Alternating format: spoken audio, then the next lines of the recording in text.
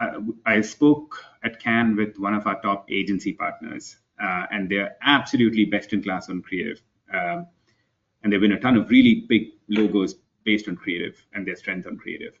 And they mentioned this one interesting thing that gives me so much hope for the creative industry in general and how it can really go to the next level, not just from a industry standpoint, but also for the talent in the industry and how they can really evolve and really tap into what the human power is, on the creative side.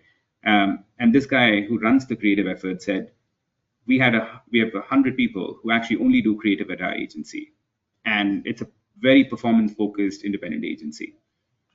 And these 100 people would churn 3 creatives per day.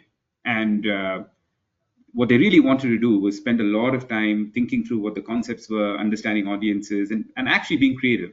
And if you actually look at what this guy actually ended up saying, it's not about creating those 3 creatives a day. It's about really thinking through the concept itself. And they wanted to spend a lot of time doing that and not really figuring out how to use machines and tools and tactical things to churn out those 3 creatives a day, because that production and execution is not fun for people, and it really doesn't tap into the best of human potential. And so the same team, the 100 people, would actually now turn up and churn 100 creatives a day using some of our AI tools, which I'll just talk to you about.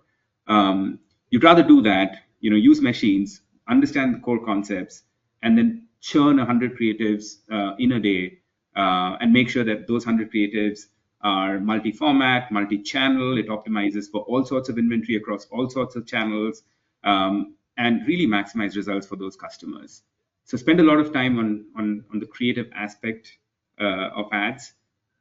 Use some of our tools, and then churn and experiment and scale, because again, the first part is what humans really do well. The execution and the scaling, I think AI will do better than anybody, and that truly is the power of our ads.